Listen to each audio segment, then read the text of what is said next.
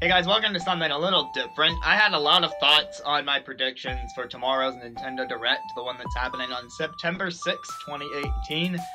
And because my thoughts were taking up so many space on my note sheet, I thought better to share in a video than to share in text. It's just going to take up less space that way.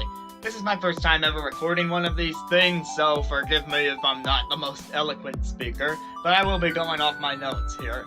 Also, you'll hear some of my remixes in the background, just so that there's some ambient noise. Anyway, let's start with the fact that they are confirming this is for both Nintendo Switch and Nintendo 3DS titles. So beginning with the 3DS, as I'm sure they will, for about 5 minutes or so, we'll get a couple of headlines. A reminder that Luigi's Mansion for 3DS is coming, I believe, October 12th. And I was looking at the upcoming games on their website. I noticed Yokai Watch Blasters is also coming this month, so they might want to put a spotlight on that. In fact, I believe that one is scheduled for the day after the Direct, so you can get Yokai Watch Blasters tomorrow. And there's 2 versions of it, and it's a fairly big franchise, so yeah, I think they'll mention it. If they really want to make the 3DS seem like it's being more supported than it is, they could give the April 2019 release date for Shovel Knight King of Cards, because that is coming to 3DS in addition to Switch. So hey, here's another 3DS title, guys. You like Shovel Knight? And then I think it's possible we'll get 1 or 2 quote-unquote new 3DS titles, but I think they're going to continue the trend of having them be ports of existing games or compilation games like Mario Party Top 100 and WarioWare Gold. Not to say that those are necessarily bad titles, but they are just compilations of stuff that's come before. So here are my best guesses. There's rumors that New Super Mario Bros. U will be ported to the Switch. And while I can definitely see it on the Switch, it's also a 2D platformer, so why not cross-release it on 3DS and, again, continue support for the 3DS system, which they really seem to want to do up until at least 2019 when that Bowser's Minions port is coming. Don't think that one will be mentioned here because that's still a ways out. The other one that I think we might get is I've heard people talk about Link's Awakening coming in the past. I mean, it's been a couple years since the Majora's Mask 3D port, and they don't have any more N64 titles to port over in the Zelda franchise, so maybe we'll get that one. Link's Awakening DX. Haha, haha. There's also 2 more games I could see being ported, but I definitely don't see all these things happening. And that is, Paper Mario Color Splash is similar enough to Sticker Star that maybe they could get that on 3DS. Or Super Mario 3D World, which is one of the best-selling Wii U games, so I imagine that one is gonna come along at some point. And with the 3DS having 3D Land, I can see it getting 3D World no problem. But that's enough on the 3DS.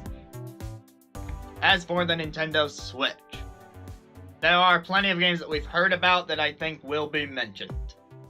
And here are the games that they might mention, or they might skip over because they've already been mentioned.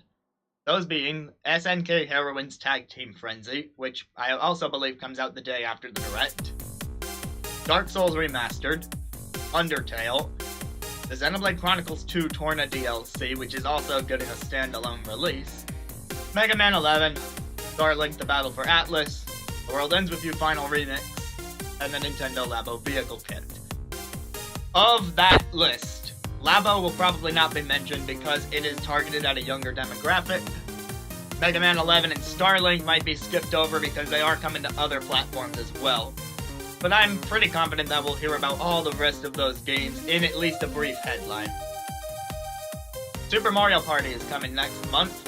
They will probably show that in greater detail, probably a mode that we haven't seen yet, because we've seen the regular party mode, we've seen River Survival. I'm sure there's at least one more mode that they have to show off.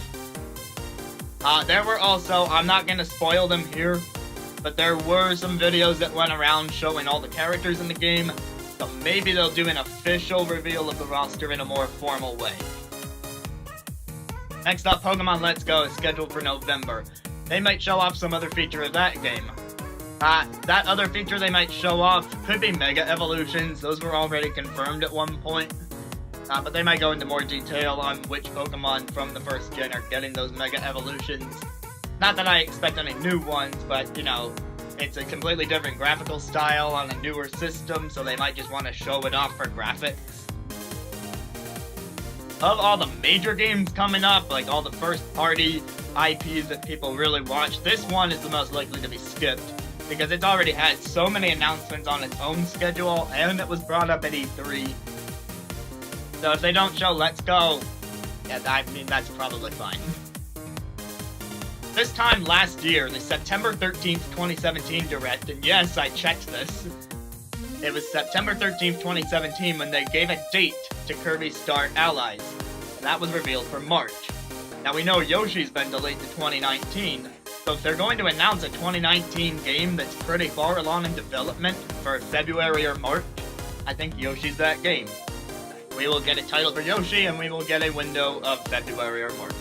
Again, these are just predictions, I could totally be wrong. I can also see Tokyo Mirage Sessions being announced as a Wii U to Switch port in 2019, much like how Bayonetta 1 and 2 were announced also last year at the Game Awards. Here's a prediction for what we won't hear about. We will not get news on Metroid Prime 4 or Bayonetta 3 until we are in the year 2019. I do believe they're holding off on those because they're not as far in development. Much as I want a Metroid Prime Trilogy port since I never got to play those games, but I'm certainly interested after having played Samus Return.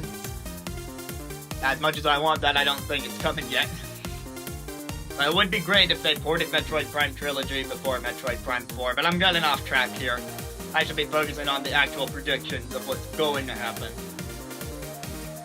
As far as some third-party stuff, Spyro Reignited Trilogy, we all know it's coming to Switch. It's been the worst kept secret ever. If they could just confirm that at this Direct, that it's coming, possibly even day and date with the other ones, or maybe a little later, then, you know, that's a huge weight off their shoulders. They can put it back on their website, and, you know, then Switch gets more third-party support. It's always good. Spyro is one that I'm interested in, because I did play some of the GameCube installments.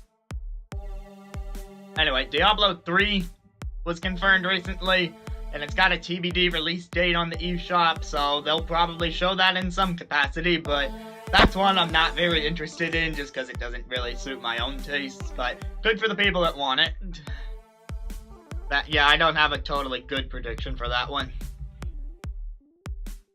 Finally, we're on to the zero confidence, bold, out there predictions that are probably totally wrong. I have absolutely no confidence in these predictions, but I'm going to say them anyway, because if they're right, then I get to brag. First bold prediction for the Switch: Fire Emblem Heroes, the mobile sensation, is coming to Nintendo Switch in the same vein as Pokémon Quest. We know that Fire Emblem Heroes music has made it into Super Smash Bros. Ultimate, so putting a free-to-play mobile game on the Switch when you've already got free-to-play mobile games on the Switch, it makes sense, right? And it's a good way to satiate people's Fire Emblem on Switch until Three Houses comes out in spring of next year. Again, don't really think that's gonna happen, but I wanted to put it out there. The other bold prediction that I don't think is gonna happen, but want to put out there anyway, is we'll get a Kid Icarus Uprising port on Switch. I know your first thought, that's a Sakurai game. He's been working on Smash Ultimate this time. He's still working on Smash Ultimate at this time, but Kid Icarus Uprising is a complete game. It's not like Smash Ultimate where he's actually building the game up from the ground up. Kid Icarus is already done. So you can totally trust another party to just port the existing game over to Switch. I don't know why, but Grezzo comes to mind because they did some of the Zelda ports. I don't know, we'll see. Or maybe the same people who did Mercury Steam. Maybe the Mercury Steam group who did Samus Returns, since they have more experience in shooters. But yeah, just get a party like that to port Kid Icarus to the Switch. Again, I don't actually think that's gonna happen, but it would be nice if it did. Because I tried playing that game and I was enjoying it, but I could never stick with that control scheme. There are plenty of people who defend it, I just could not get adjusted to it. Before moving on to Smash Ultimate, which has its own section, let's talk about DLC. Diddy Kong has been shown off for Mario Tennis Aces. He is the last character on the unlock screen. So I do think we'll get the next round of unlockable characters for the months of October, November, December in Mario Tennis Aces. And I think Boom Boom is going to be one of them because I'm pretty sure he was confirmed to be playable from the adventure mode. I forget. I haven't played a ton of Aces, so forgive me on that one. In a similar vein, Kirby Star Allies is supposed to have one more round of Dream Friends come into the game. If you've heard about the data mine, you might already know who they're supposed to be, and that data mine has been on point so far, but to avoid spoilers, I'm not going to talk about the data mine here. If you're interested in that, there are other ways to find out about it. So, they might tease the final round of Dream Friends coming to Kirby Star Allies. And finally, I would be really happy to be wrong, but I don't think we're getting Super Mario Odyssey DLC. That would be a great game to announce DLC for, and I would be totally on board because I've 100%ed that game a while ago and would love to play more of it. Believe me, much like Breath of the Wild, it's a great game that deserves more content. But it's been so long, the only updates we've gotten for the game are useless costumes that you would have to grind up coins to get in the first place. What good are those costumes without more content to play? I know. There's an argument for why they could be doing DLC right there. But, same thing kind of happened with Super Mario Galaxy, and then that became Super Mario Galaxy 2, so could we have another sequel on our hands in the future? Quite possibly.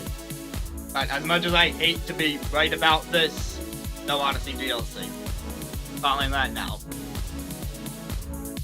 And my final section of notes is on Smash Ultimate. We will get one Smash Ultimate related announcement at the Direct. I have 3 theories for what it might be, but I don't think all 3 are going to happen. Heck, I don't think more than 1 is going to happen.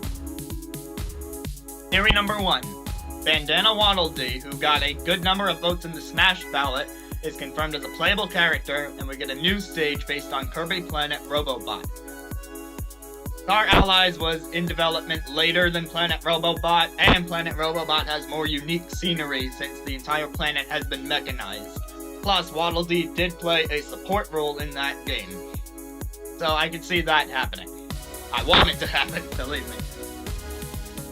Alternate Theory 2. Since we know about Rathalos being an assist trophy and boss character, they'll unveil Feline as a Monster Hunter rep. And they'll show the non-boss battle version of the Ancestral Step stage. Feline makes the most sense as a Monster Hunter rep because a lot of people would say that the avatars are kind of generic and don't belong in Smash, but Feline is a cat.